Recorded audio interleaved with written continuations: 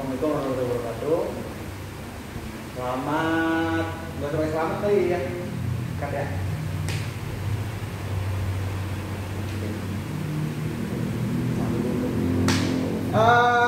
Kita balik lagi. Kita mau ngobrol santai di Ngobrasnya FSPDI. Karena ini juga berkaitan dengan campaign Senilo. Kita mau ngobrol tentang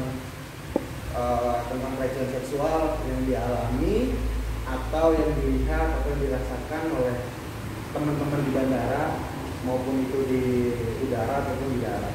Nah, kita kedatangan narasumber Ketua Umum Ikatan Awak Kabin Garuda Indonesia, KWKI, Yosefin Ecclesia, yang namanya. Yosefin Ecclesia. Ya. Gua terima kasih banget Mbak udah datang ke sini. Gue mau coba membuka nih ya, tentang bagaimana sih pekerjaan di udara tuh. Kan banyak juga nih kata orang tuh dengar-dengar bahwa pramugari ini gampang banget gitu. Kadang-kadang mereka itu suka main sama pilot, tanda kutip ya, main sama pilot, atau dia suka ada yang bisex atau yang gay atau yang suka kadang-kadang ada pelecehan seksual juga yang kadang itu dibiarkan, yang kadang itu juga jadi hal wajar. Gimana sih Mbak tanggapan lu tentang pelecehan seksual lu? Iya, baik, saya Yosefin, Ketua dari Ikatan Awak Kabin Garuda Indonesia. Saya masih awak kabin aktif di PT Garuda Indonesia. Untuk tanggapannya untuk pelecehan seksual ya, untuk dari dunia awak kabin sendiri ya, pramugari, memang pasti banyak ya sebenarnya. Kalau untuk di luar tuh sebenarnya juga banyak di sektor-sektor pekerjaan lain. Cuman kalau pramugari ini kan hot banget ya, kalau ada pelecehan seksual tuh pasti identiknya langsung oh pramugari gitu. Ya jadi memang dari dulu memang udah banyak. Dulu sebelum saya di Garuda juga di Lion ya memang terkenal ada beberapa pelecehan seksual.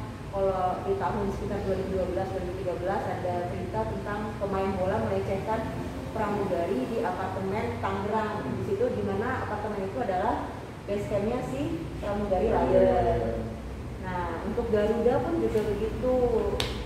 Ada berita juga di sekitar tahun 2014 atau 2012 ya, sekitar 2012-an itu 2014 atau 2013 bahwa untuk tes masuk pramugari itu dilakukan pengecekan, disuruh pramugarinya itu telanjang sama seorang dokter. Orang dokter. Di mana prosedur itu sebenarnya nggak ada. Salah itu berarti ya? Nggak ada. Tapi itu korbannya pramugari pekerja migran dari Korea. Jadi dia nggak tahu tuh ya, memang pekerja migran itu tahunya di Indonesia itu prosedur kayak gitu mungkin ya? Tahunya seperti itu. Tapi itu dia ngomong akhirnya karena cross check ke beberapa pramugari yang lain kok ada ini ya ada seperti ini prosedur ini, dan ternyata mereka ngadu ke dokter lain atau siapa yang penanggung jawabnya di Korea itu, akhirnya diproses juga. Oh gitu. Itu ketahuan ya? Berani speaking berarti ya? Berani itulah bagusnya kalau kita berani, apalagi ini udah melibatkan pihak ketiga ya, antara airlines sama tenaga kesehatan, nakes ya. Ibaratnya nakesnya itu kan pihak ketiganya dari si airlines ini yang membuka rekrutmen, ya itu diproses sama airlinesnya, si dokter ini gitu. Tapi kalau buat pandangan gue ya, kalau gue nih kalau jadi sebagai laki-laki, gue ngeliat pramugari kan karena pakaiannya minim ya. Ya ada yang minim ya. Nah kalau misalkan gue sebagai laki-laki yang dewasa, kadang-kadang melihat pramugari yang pakaian minim, kadang-kadang gue godain gitu kan. Kadang-kadang gue sweet-sweetin misalkan ya. Nah kalau menurut lu itu gimana sih kalau ada kegiatan seperti itu? Gimana ya? Ya pasti kalau gue nih sebagai perempuan jadi jijik aja kan, maksudnya ya ampun otaknya rendah banget sih laki-laki gitu. Nah sekarang lu gue tanya sebagai laki-laki gimana lu kalau dianggap jijik sama perempuan karena otak lu terlalu rendah gitu? Malu iya, kan? malu ya? Malu kan? Malu lah, malu banget kan? Lu dengan seusia ini, dengan postur tubuh lu yang sudah seperti dewasa, ternyata otak lu tuh masih lebih rendah pikirannya daripada anak SD yang atau anak TK yang kencing aja belum lurus gitu loh. Malu gak sih lu dipikirin seperti itu sama perempuan? Ya malu sih. Nah, Cuman kan itulah kita mikir. iya. Kadang-kadang orang-orang mikir ya karena kadang-kadang nggak cewek juga. Ya. Ada orang kayak gitu. Ya karena pakaian ini lu kalau kata orang sih ya lu ngasih ikan asin ke kucing gitu. Iya. Kalau lu gimana tuh? Kalau orang ada beranggapan seperti itu? Gimana ya? Sebenarnya gue juga setuju dengan namanya perempuan, kita harus menjaga bagaimana cara kita berpenampilan kan. Tapi di sisi lain kita kan nggak tahu culture setiap daerah itu kan beda-beda. Kayak misalnya di Aceh lu udah terbiasa dengan pakaian tertutup, lu harus pakai namanya menutup kepala. Tapi kan kalau kita pindah misalnya dari Aceh ke Manado, di Manado mayoritas Nasrani, tidak biasa dengan pakaian tertutup panjang, dan mereka mungkin terbiasa dengan baju UNC atau agak ketat. Ya jadi harusnya nih kalau kita memang udah dewasa secara berpikiran, kita juga harus pikiran kita harus luas. Nggak semua orang itu wajib menutup pakaiannya itu, ya kan? Kalau kita juga berpikir nggak semua perempuan itu di negara Indonesia itu yang punya culture beda-beda di setiap daerah harus tutup rapat-rapat pakaiannya gitu loh.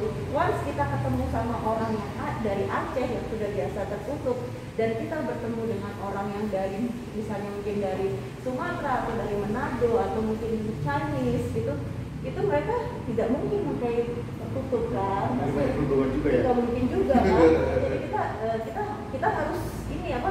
Pandangan kita harus kita luaskan lagi. Tidak bisa kita pukul rata semua perempuan itu harus tertutup gitu. Dan kalaupun memang kita tiba-tiba terbiasa melihat perempuan yang dengan penampilannya tertutup, tiba-tiba dengan penampilan terbuka di tempat umum ya, di tempat umum, bukan di tempat maksudnya di tempat lu nongkrong atau di mana daerah-daerah gaul di Jakarta Selatan itu, ya lu juga harus pikir, oh berarti memang si orang ini sudah terbiasa dengan itu. Dan gue juga sebagai laki-laki yang dewasa harus bisa mengontrol gitu loh. Jangan sampai nanti perempuan itu berpikiran ternyata laki-laki badannya doang yang gede tapi otaknya kecil gitu.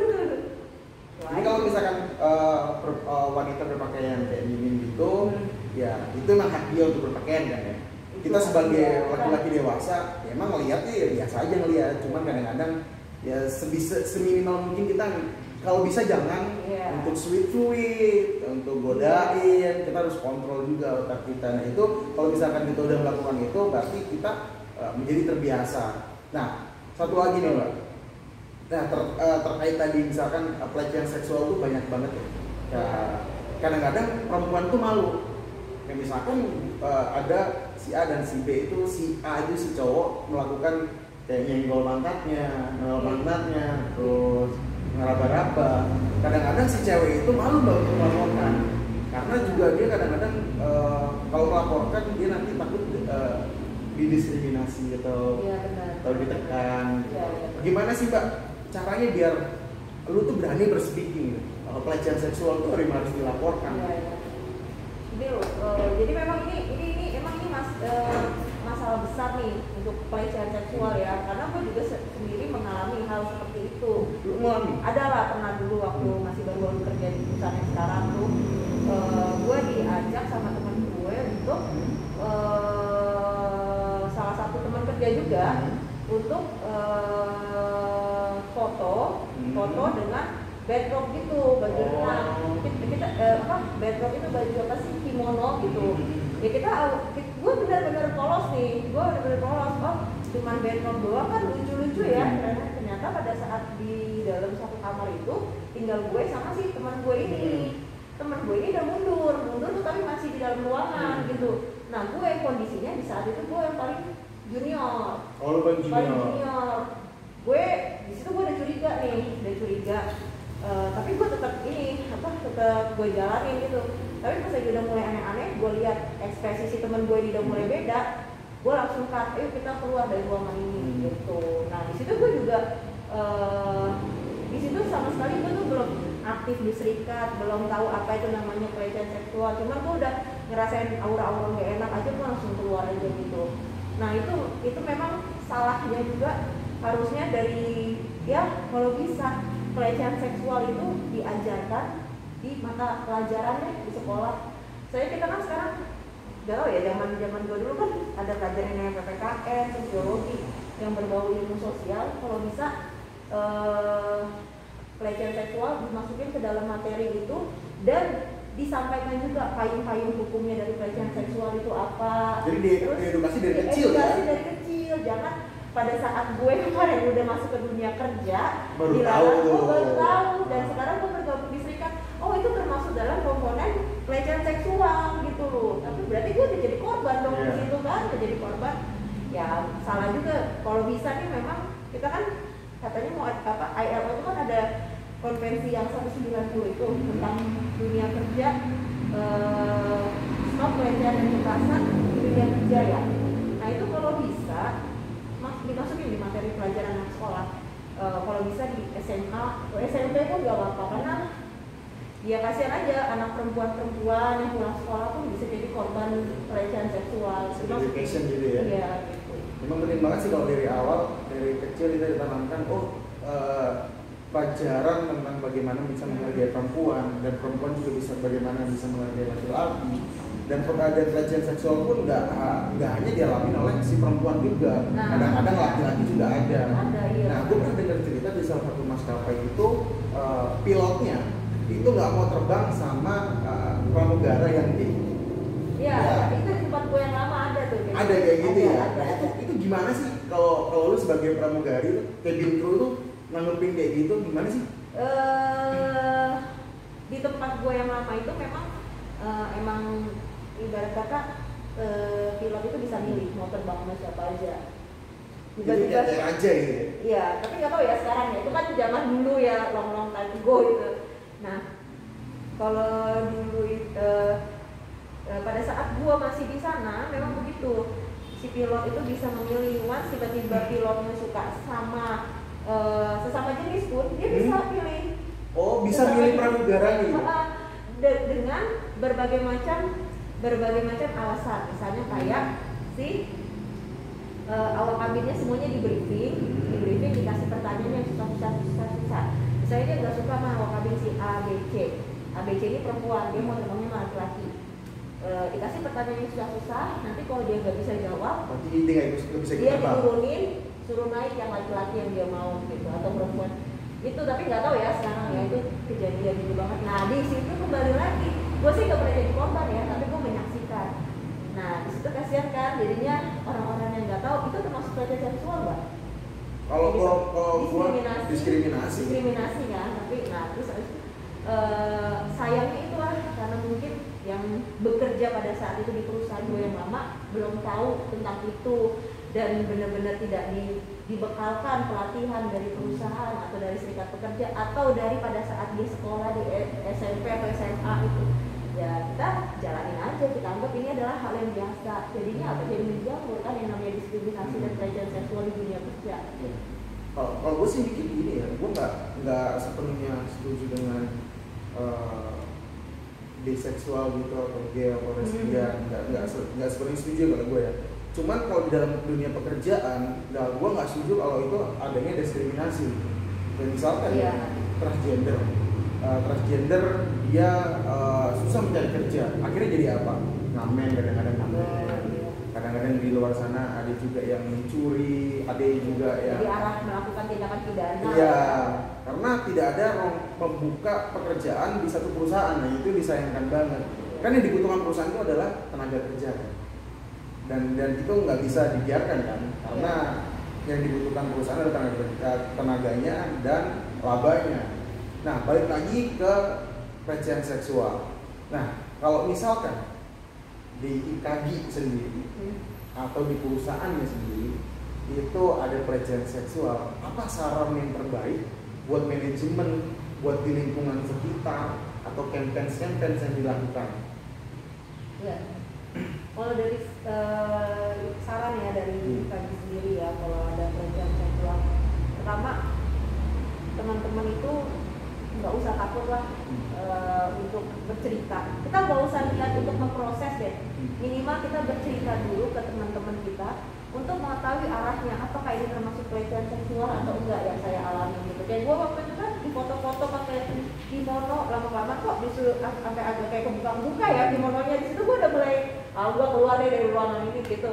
Nah itu makanya kita harus tahu dulu nih, karena pelecehan seksual itu kan macam-macam kan. Ada yang verbal, ada yang sudah fisik, ada yang mulai dari media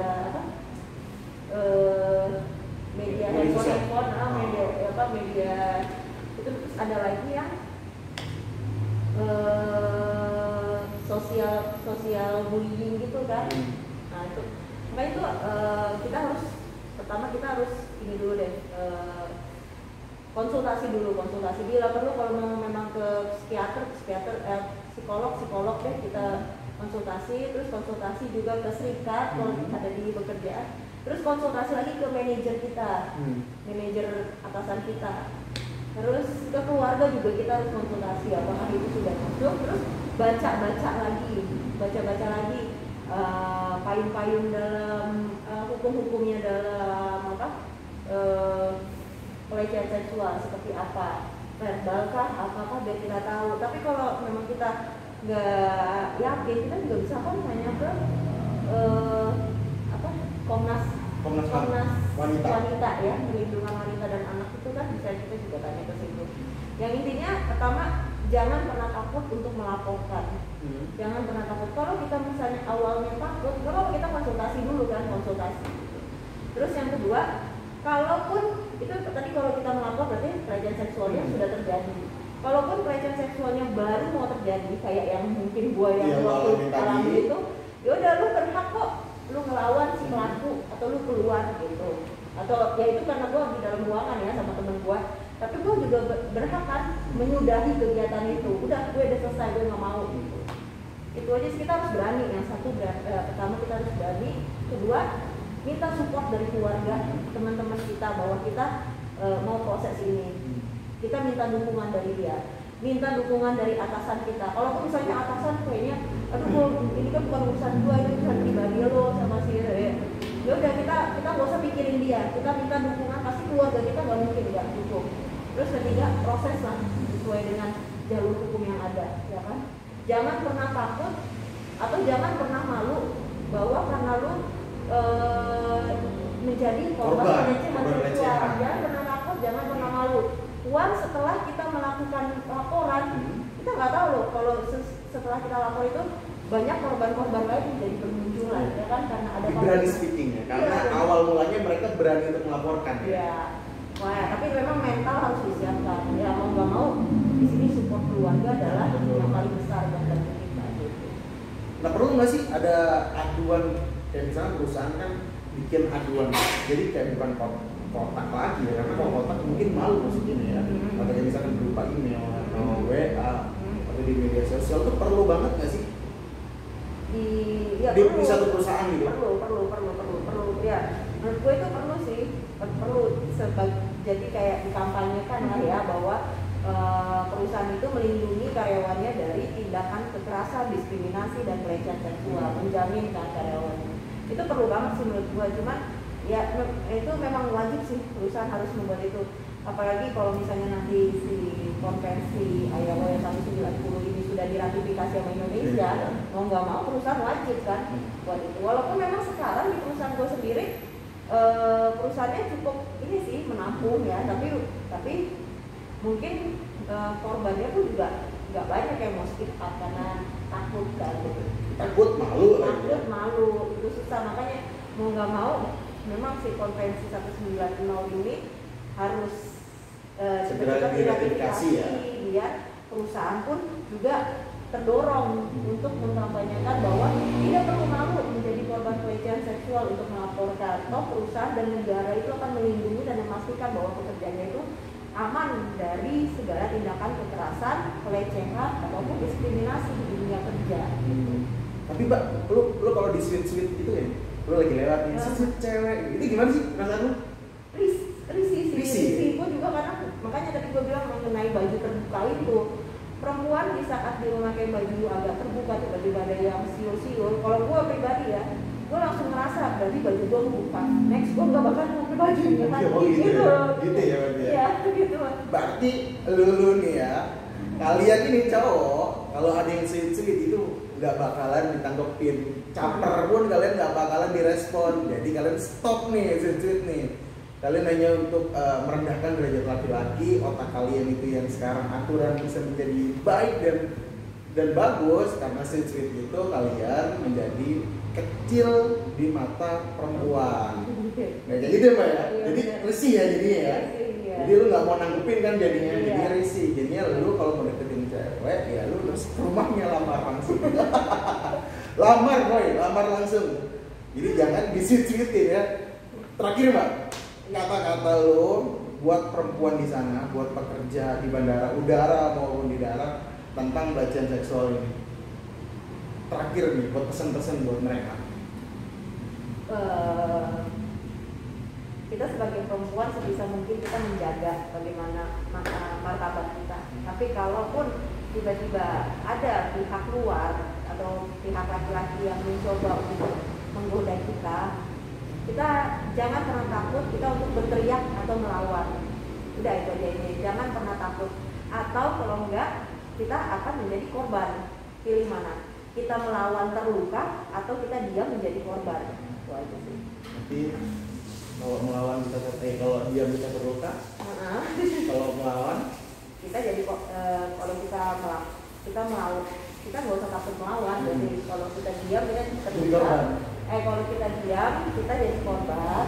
Kalau kita melawan kita terluka. Paling terlukanya itu apa? Berantem lah atau apa yang ini kita nggak sempat jadi korban kan. Tapi kita udah berupaya untuk melindungi diri kita sendiri. Jadi pelecehan seksual itu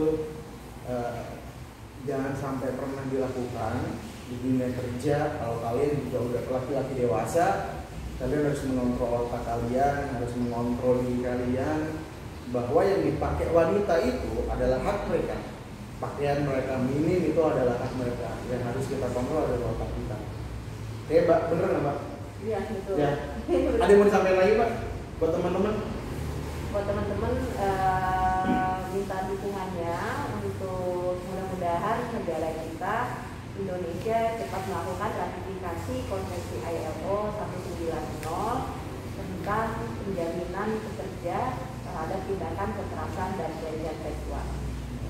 Bagus sekali, mantap sekali. Oke Mbak Itian, terima kasih penjelasannya tadi. Jadi gua jadi berpikir juga nanti gua juga bisa mungkin sampai ke teman-teman bahwa yang disebut-sebutin itu cewek nggak akan respon, malah jadi risih, apaan sih lu gitu kan. Mungkin kita next akan ngobrol-ngobrol lagi Mbak, karena ini seru banget nih Mbak, ngobrol-ngobrol tentang pelecehan seksual. Mungkin nanti kita akan cari materi lagi nih buat ngobrol lagi. Dan kita sudahin dulu pembicaraan dari sini. Next ada part 2-nya ya Mbak ya. Ada part 2-nya, tonton terus gimana cara edukasi pelecehan seksual. Oke?